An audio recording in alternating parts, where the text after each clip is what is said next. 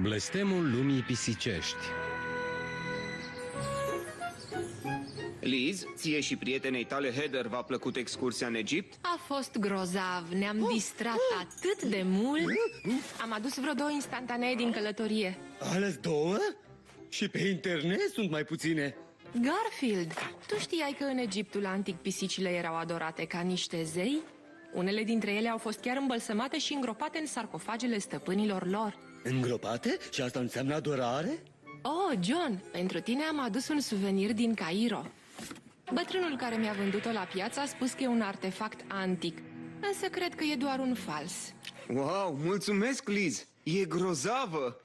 Omul e încântat de o oglindă veche. Hei, arată-ți recunoștința dându-ne ceva de mâncare.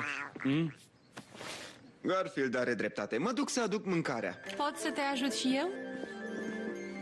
Ce-ar fi să ne jucăm de avați ascunselea? Ce-ar fi să te ascunzi, iar noi să nu te căutăm? 1, 2, 3, 4, 5. O să mă ascund când o să ajungă pe la 7, 80. 8, 9, 10, 11, 12, 13, 14, 15, 16, 17, 18, 19, 20, 21, 22, 23, 24, Odi, 25, Odi, întoarce-te! 26, 27, 28, 29, 30, 95, 96, 97, 98, 99 și 100. Garfield? Odi? Am să vă găsesc! Oare unde au dispărut?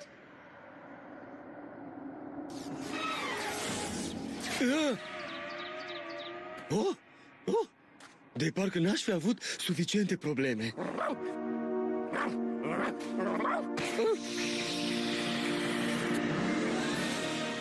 Am senzația că nu mai suntem în Kansas, Odi, dar nici pe lumea asta.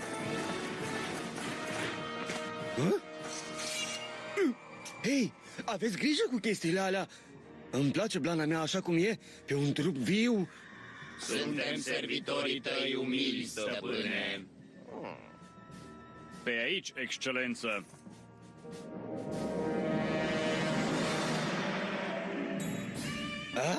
Așa mai vii de acasă.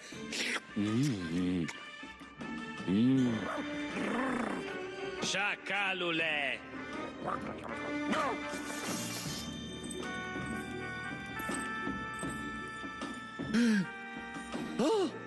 Eu sunt Nefertiti, marea preoteasă a zeiței pisica Ra. Cum spui tu?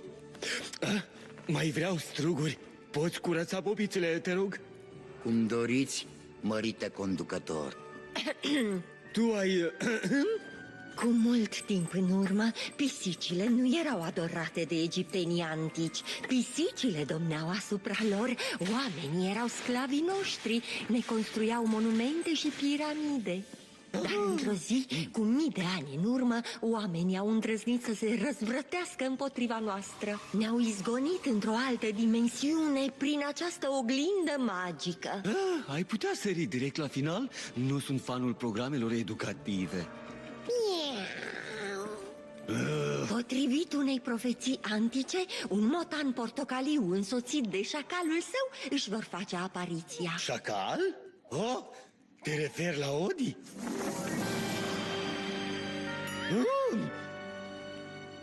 Ăla ar trebui să fiu eu?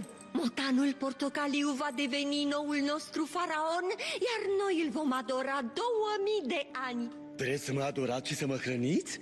Cine sunt eu să mă opun publicului meu adorator? Vei avea tot ce-ți dorești odată încheiată ceremonia de încoronare.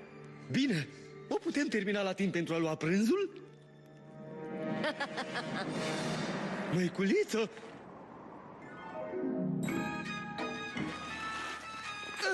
Hei, nu atât de strâns. Vreți să nu mai pot respira? Nu, asta se va întâmpla în curând.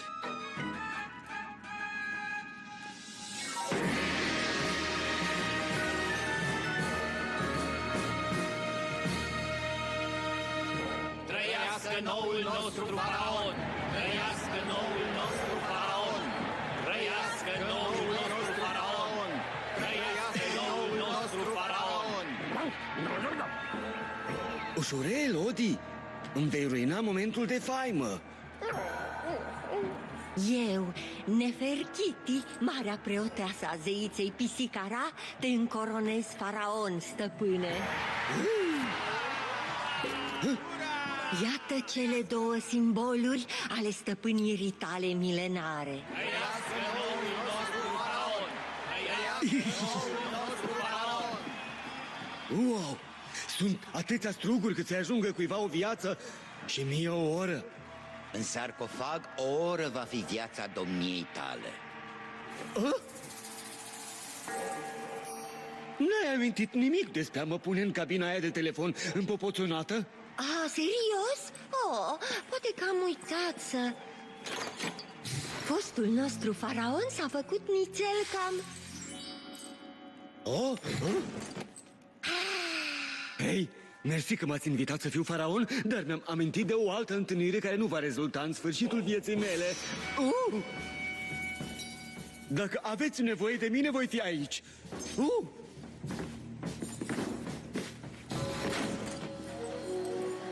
Trăiască noul nostru faraon! Trăiască noul nostru faraon, pe care îl vom adora și căruia ne vom închina 2000 de ani. Ar fi putut cel puțin să-mi dați strugurii. Trăiască noul nostru faraon! Trăiască noul nostru faraon! Liniște! În sarcofag nu se vorbește. Oh, scuze, e întuneric aici, n-am văzut indicatorul. Ziua încoronării noului faraon va fi ziua eliberării și a ascendenței noastre. Faci zarvă în templu cu sforeitul tău. Opa, se pare că nu ți-am spus că sforei tare, nu? Mai primesc câteodată plângeri de la cei din lumea de apoi. N-ai auzit ce-am spus? Păstrează tăcerea!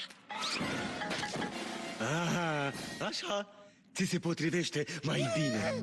Tu, gărzi, să nu vă scape!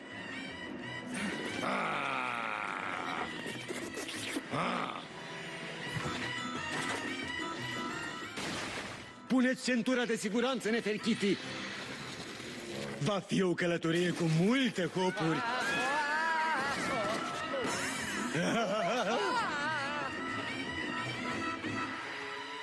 Pe aici, Odi!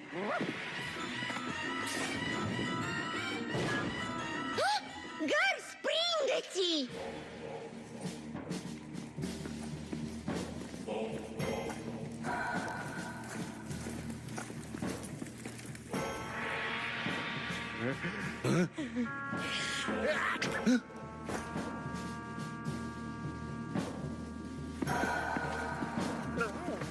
Pe aici, Odi!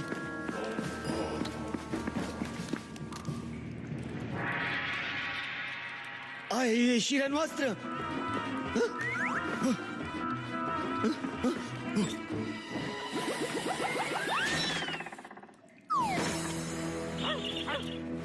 Micuțule, cum ai deschis-o? Încearcă să-ți amintești, folosește-ți creierul.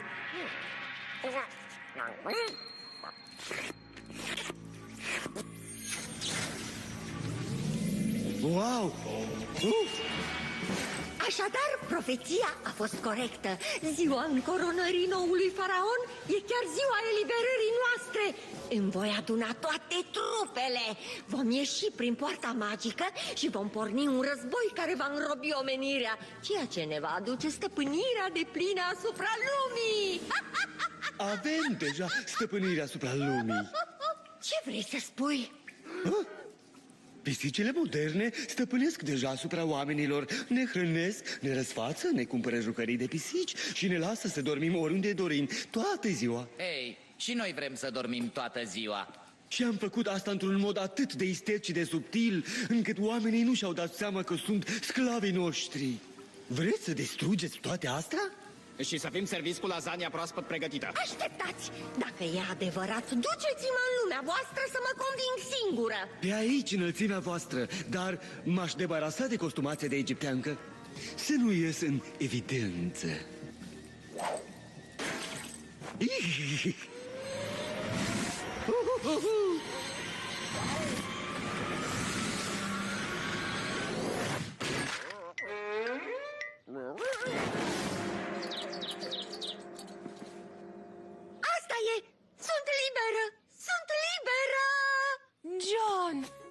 apărut pisica asta frumoasă? N-am mai văzut-o până acum. Poate îi aparține vreunui vecin. Nu văd niciun tatuaj de identificare sau vreo zgărdiță. Dăm drumul, pământeană murdară. O, ce pisicuță frumoasă!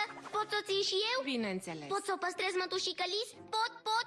Mereu mi-am dorit o pisicuță. Dacă nu va fi căutată de niciun vecin, de ce nu?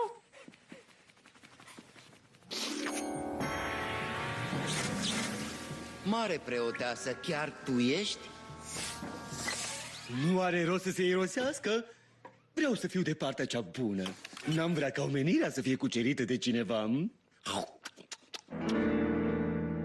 Vom fi prietene foarte bune. Îți voi spune Pufuleț. Pufuleț? Îți voi lua propria ta litieră. Îți voi cumpăra și un șoricel de jucărie. Nu, trebuie să stăpânesc lumea. Trebuie. Hei, așa e viața uneori. Azi ești marea preoteasă a unei planete, a doua zi ești Pufuleț.